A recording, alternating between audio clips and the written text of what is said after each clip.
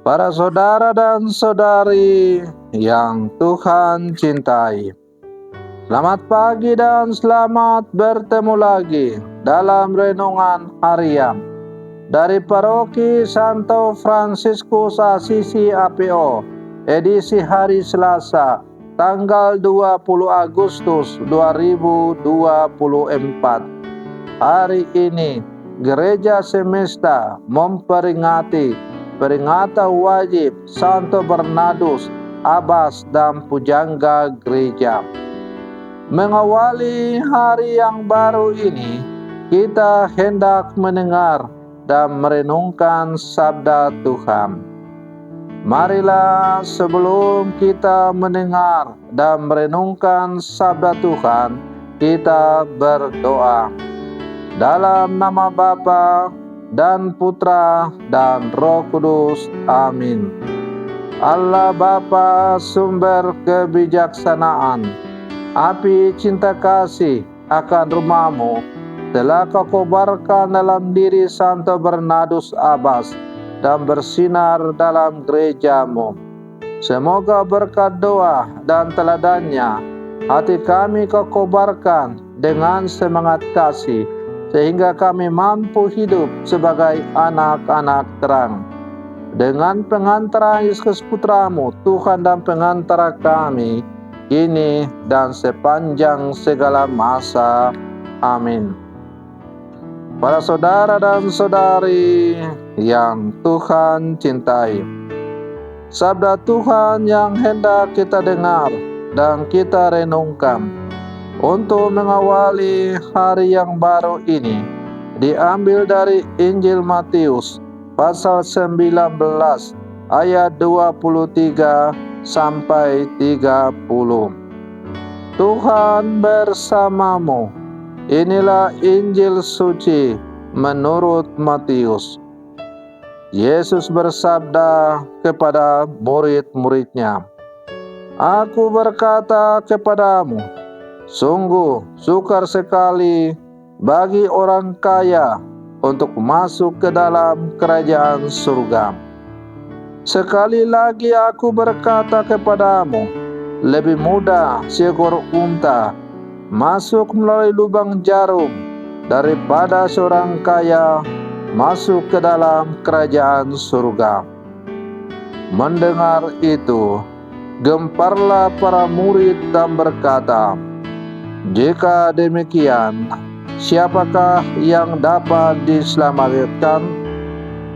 Yesus memandang mereka dan berkata, "Bagi manusia hal itu tidak mungkin, tetapi bagi Allah segala sesuatu mungkin." Lalu Petrus berkata kepada Yesus, "Kami ini telah meninggalkan segala sesuatu yang mengikuti Engkau.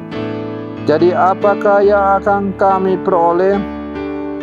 Kata Yesus kepada mereka, "Aku berkata kepadamu, sungguh pada waktu penciptaan kembali, apabila Anak Manusia bersemayam di takhta kemuliaannya, kalian yang telah mengikuti Aku akan duduk juga di atas 12 takhta untuk menghakimi dunia, untuk menghakimi ke-12 suku Israel.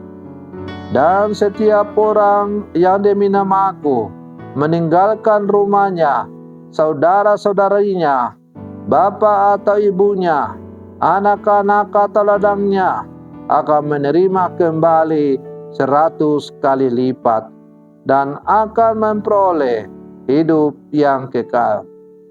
Tetapi banyak orang yang terdahulu akan menjadi yang terakhir, dan yang terakhir menjadi yang terdahulu."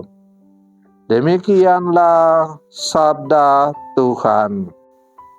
Para saudara dan saudari yang Tuhan cintai, dalam dunia kerja dan jasa, upah menjadi bagian yang tak terpisahkan. Hasil kerja diganjari dengan upah. Secara keseluruhan, dinamika kerja dan jasa antar manusia selalu merujuk pada hasil dan upah. Pertanyaan Petrus kepada Yesus menggelitik serta juga menggambarkan kemanusiaan kita akan makna dan tujuan serta konsekuensi hidup beriman kita. Kami ini telah meninggalkan segala sesuatu dan mengikuti Engkau. Jadi apakah yang akan kami peroleh? Mengikuti Yesus berarti meninggalkan diri, kesempatan dan segala kemungkinan di dalamnya. Mengikuti Yesus bukan berorientasi pada material atau yang bersifat kemanusiaan, manusiawi indrawi. Mengikuti Yesus dan hidup bersamanya memiliki tujuan dan upah hidup yang kekal. Para saudara dan saudari yang Tuhan cintai, Santo Bernardus Abbas meninggalkan gemerlap dunia dan hidup sebagai seorang pertapa. Ia dikenal luas sebagai seorang pewarta, pembawa damai, penegak kebenaran.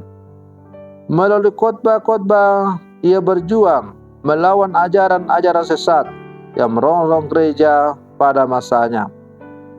Dengan tulisan-tulisannya, ia mengilhami semangat kerohanian umat.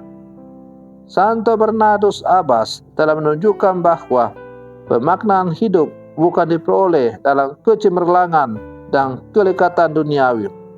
Kesempurnaan hidup hanya diperoleh dalam Tuhan. Hidup dan perjalanan membutuhkan pemaknaan.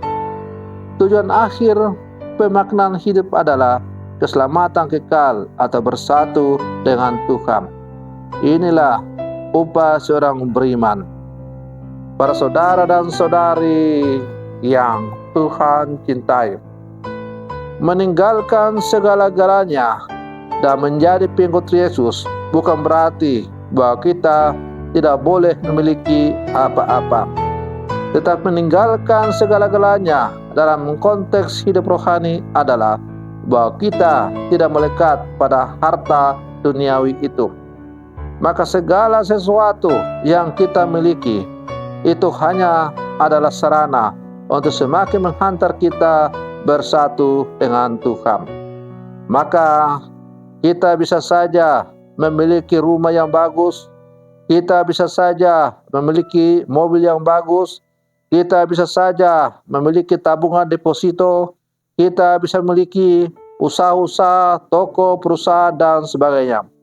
Tetapi semuanya itu hanyalah sarana untuk semakin menghantar kita kepada Tuhan. Segala-galanya kita arahkan kepada kehendak Allah. Dan dalam mengembangkan segala sesuatu itu, hendaklah Allah menjadi satu-satunya patokan dan tujuan hidup.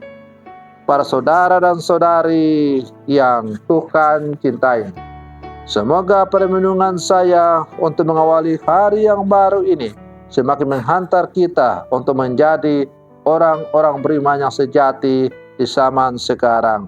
Semoga demikian. Selamat pagi. Tuhan Yesus memberkati.